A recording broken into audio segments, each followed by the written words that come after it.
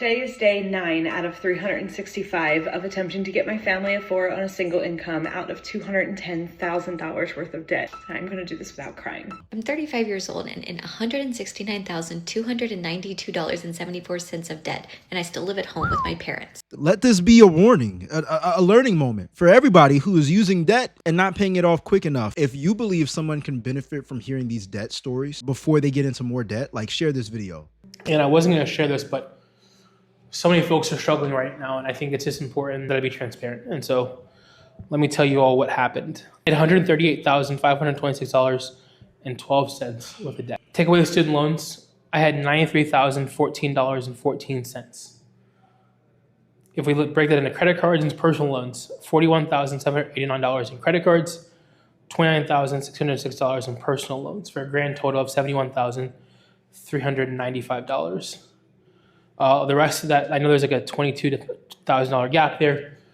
Car note, a couple of medical bills sprinkled in there too, but that is the bulk of the debt I was carrying. When I first had to examine myself, examine these things for the court, it was hard to look at. I felt like a failure.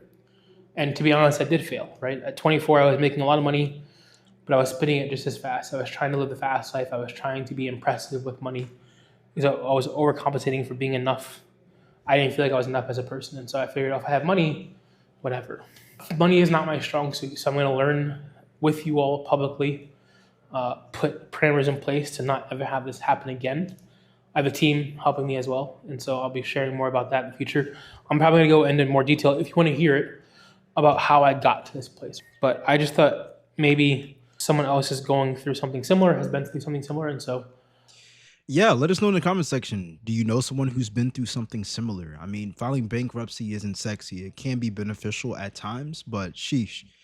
I think a lot of people could share their journey with getting out of debt or how they got into debt. And it'll be beneficial to other people, but also it'll be like having an accountability partner, people watching you, because people are nosy. I mean, we're reacting to videos of people having bad financial decisions anyway. So, hey, let's continue, because it gets even worse than this. Believe me. Today is day 25 of hiding our finances from my husband, and he still has no idea. This man worked so hard. We were married at 18, we adopted a foster teen, and then we had 4 kids back to back. So our kids are 26, 4, 2, and 4 months old, and it is not uncommon for him to work like 13, 14-hour shifts at a time. So anyway, I am trying to side hustle to pay off all this debt, $207,452 worth. Oh man, I hope I can pull it off. But anyway, let's dive into today's payment. Our payment today is based off of our engagement from yesterday's post. So here's that engagement. Our total from that post is $14.60. Oh, my baby's getting sad. Oh, talk fast, I'm sorry. We also gained 202 new followers at 2 cents per follower. That is $4.04, bringing our total debt payment today rounded up to $19. We started about 3.5 weeks ago at $207,452, and today we are down to $204,451. So like, comment, save, share. That's crazy that social media is helping them pay off debt. Something is better than nothing, but good gracious, $200,000 in debt. Can you imagine that? I mean, some of y'all are homeowners, but I'm not sure if this is coming from the home or just credit cards and car loans and stuff. Like, this is ridiculous, people. Let this be a warning, a learning moment for everybody who is using debt and not paying it off quick enough before the interest kicks in. Okay, I'm just going to come out and say it. I am in a shit ton of student debt, and I could elaborate on how that happened, but essentially I went to pharmacy school at a private institution. My student loans got paused due to COVID, and then they were just like in forbearance for 5 years. And I think I kind of thought that it was possible that maybe I would magically fly under the radar of the federal government and the Department of Education forever, and they would forget about me, and that was how my loans would get forgiven. And I just received notice this week that my forbearance was lifting and my payments would resume starting in July of this year. So we're kind of in an interesting situation now, where we had previously been saving money for a house. We currently live in a 2-bedroom, 1-bath home, which works really well for us. But one of My goals, my husband's goal, is to live in a house that is conducive to multi-generational living so that our moms can live with us when they retire. I know that's not for everybody, but that's something that's really important to us. And so we've been saving aggressively towards that, but now we kind of have to shift our strategy because I've got this mountain of student loans. So first thing that we're going to do is take a look at my federal loans, which are comprised of a bunch of smaller loans. And we're going to attack the loan with the highest interest rate, which for me is 7.9%. I think the balance on that loan is $34,000. Once we knock out that loan, hopefully that will shrink our monthly payment, which I don't even know what the monthly payment is going to be. That's TBD apparently. Then we're just going to continue trying to knock them out. But if you can relate, if you are in a situation where you have a shit ton of student loans, but you're also trying to save for a house and you're trying to maybe see if it's possible at all to do that simultaneously, I hope you follow along. I also just want this to be a space where being in debt is like destigmatized because Now, I'm all for the generational home, whatever they want to build, where mama stays at home and family builds stays at home and whatnot when they retire. That's cool and everything, but ignoring your student loan debt and looking to be a homeowner and get into more debt is where I'm like drawing the disconnect here. I'm like, I get it. I get it. Like student loans, when, they were, having a pause on them and everything, it can be easy to forget them, right? But at the same time, you signing up for something that's going to cost you more money over time and you're using it to have family stay there. So you're not getting the home intentionally for you to flip it or to take out money and to reinvest it into, real estate, but you're doing it so you can stay there and live there, which means it's a liability. I mean, it's not going to be putting money in your pocket, it's going to be taking money out your pocket, especially in the first couple years, maybe, but what? I'm exposing my debt so you can feel better about your debt. Let's do this.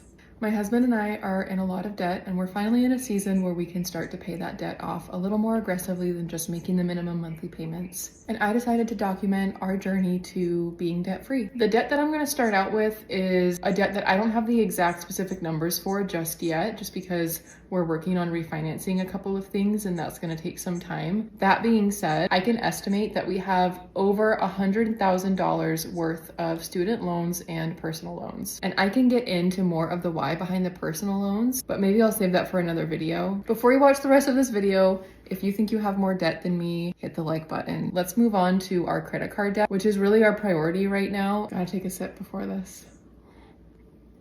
As of today, we have 6 credit cards. We're just gonna name them credit card 1, credit card 2, credit card 3, etc. I'm also not gonna go into the why behind this credit card debt right now. I can do that in another video, and if you're curious about it, I would love to share some of those stories. We all have stories where hardships hit and we had to do what we could to survive. Credit card number 1. Current balance is $7,513. Credit card number 2 is $8,912.74. Credit card number 3, the current balance is $10,229.91. Credit card 4, the balance is $10,317.05. Credit card number 5, current balance is $11,812.86. And I saved the best for last. Or maybe the most tragic. Credit card number 6, current balance is $16,582.43. Our current running balance of credit card debt is $63,227. We are going all in and being extremely aggressive on how much we are paying per month. Credit card debt is very stressful. There's a lot of shame around it and it can feel really isolating. But I don't look at this number with fear anymore. If you have debt that you're afraid to face, How did we get here? I get things happen in life, but this is exactly why you need a peace of mind account. And a peace of mind account doesn't mean that you will never use your credit card. Peace of mind account, by the way, is a savings. That's it. Putting money away, okay? Living below your means. But how in the world do we get from having credit cards to, we've all been there before with not having enough to take care of our living expenses, $63,000 in credit card debt. What happened? I'm gonna follow up on this woman because we got to find out, man. So If you like clips like this, then definitely watch the next clip because I'm going to be following up on the next homeowner clip. Okay, we're going to do some deep diving. Let's continue. Today is day 9 out of 365 of attempting to get my family of 4 on a single income out of $210,000 worth of debt. And today is a very big day. I'm going to do this without crying. Today is a very big day because today we made the decision to sell my husband's dream truck, and we are leaving soon to go do that. And that feels very scary for me and very sad for me. He's really fine. I am the one having a hard time with it. He worked really hard to get this, and I know people don't understand buying a dream truck in your 30s when you're in debt, but he works really hard, and this was a really big deal last year.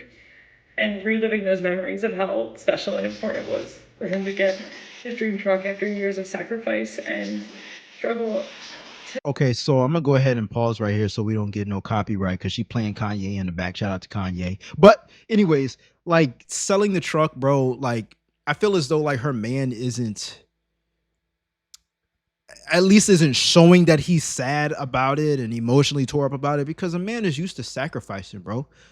You know what I'm saying? What if you sacrifice as a man for your family? Let us know in the comment section down below in order for them to be in a better financial, situation, or just yourself. You know what I'm saying? I don't have kids. You know what I'm saying?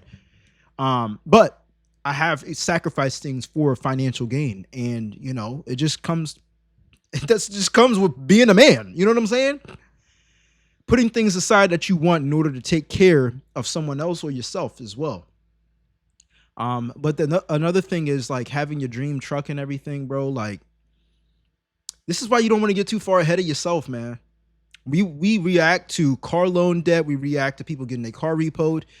If it's one thing that we can take away from all these people that are in debt in undesirable financial situations is don't think that the money you make can't get less.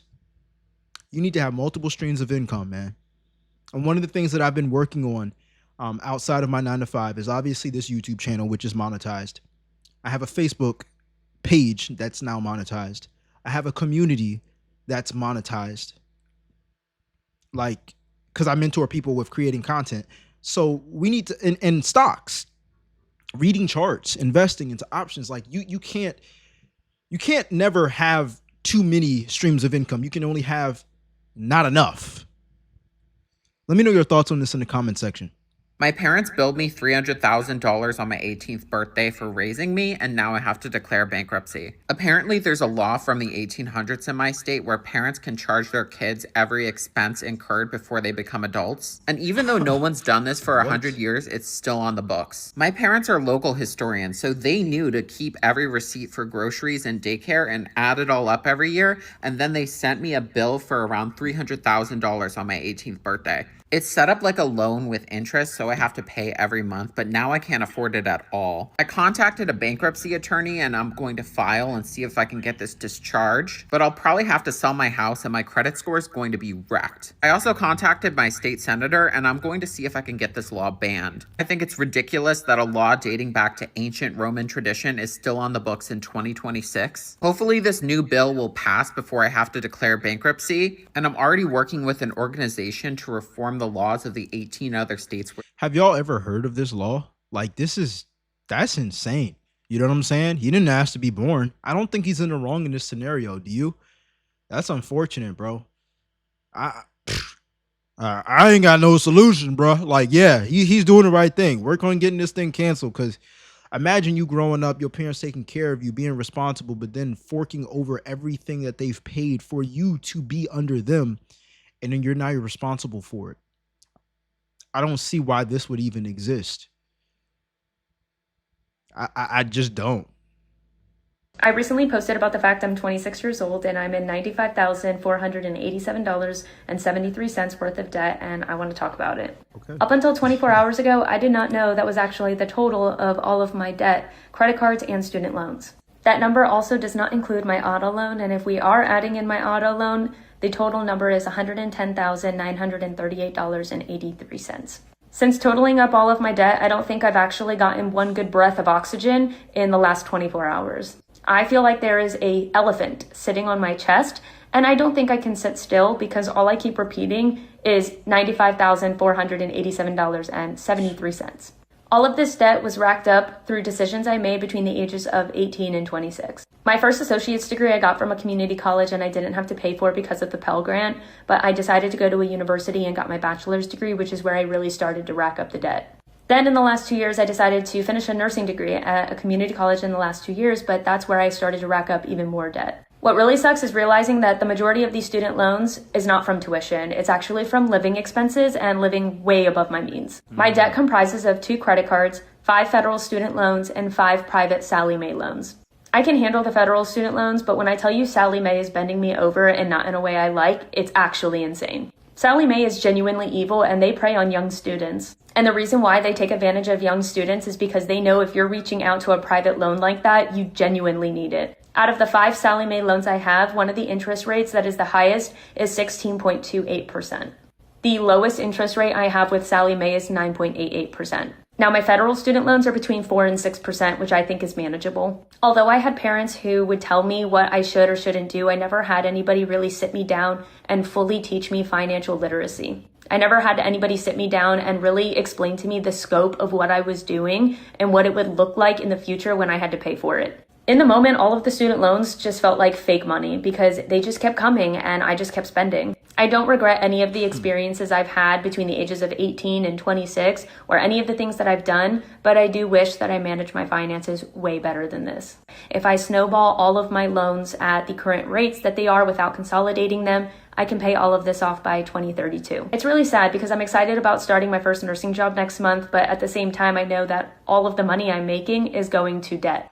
Well, it doesn't have to be all your money you're making. You can put some aside and actually invest it to accelerate your debt payoff. But this is so important for us to take away. Like, first and foremost, if you believe someone can benefit from hearing these debt stories before they get into more debt, like, share this video.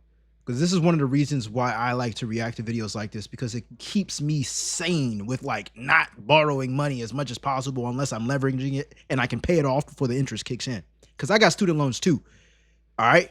But, oh man, if I would have known better, you know, I went to school for computer science. I went my first year for computer science, but it was at a community college. And then I transferred to a university and did 3 years over there. But my thing is, bro, I would have done my second year in community college and then gotten a certification to get my feet wet with IT. And then if the job wanted to pay for me to go to college, I would use it that way. Or work at the college and get a huge discount, work at it full time or whatever and get a huge discount. But bro, them student loans, they don't be playing around, bro. What has been the worst case scenario of student loans that you have seen? And you better hope that she is going into medical school, so that's cool. But like, you better hope that the degree that you're taking out these loans in are going to be actually valuable in today's society. Because if it's not, it's going to be hard for you to even find a career. You got to go where the money is at, man. That's what I believe.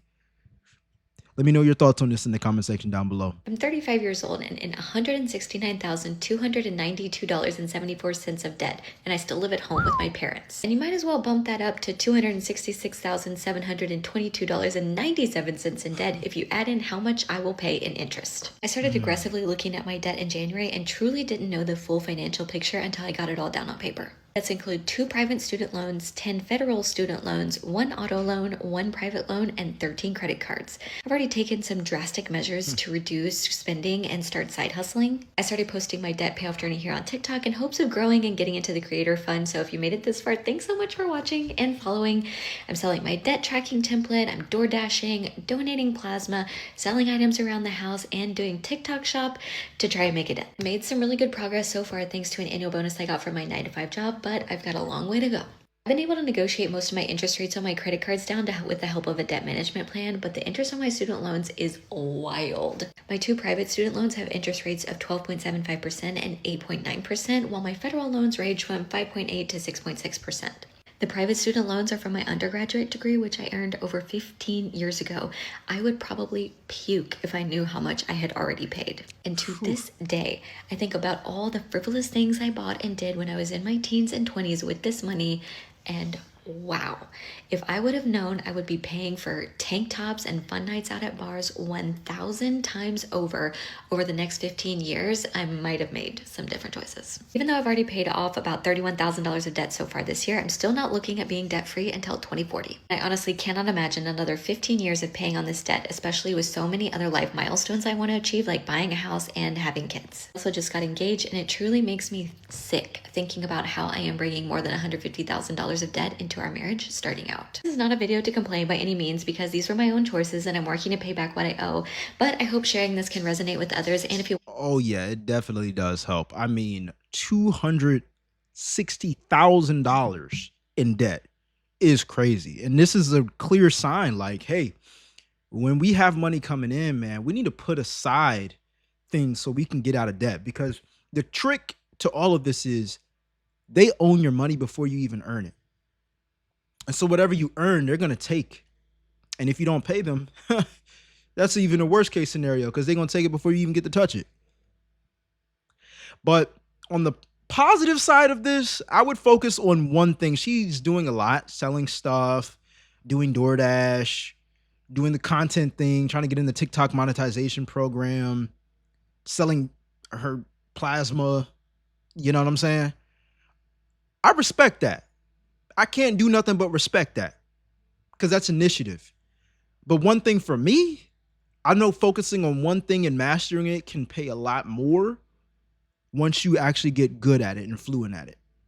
And so if I was going to be a TikTok creator or something, and I knew that could pay me money while I sleep, I would master that. And then I would copy and paste that same system and monetize another way. But mastering something, I think, goes further than just like doing all these side quests in order for you to pay off debt, because I would still want that consistent cash flow to come in even after I'm done paying off debt. Let me know your thoughts on this in the comment section down below. Also, if you guys like these clips, yeah, watch the next one. Anyways, I'll see you guys on the next one, man. I'm out. Peace.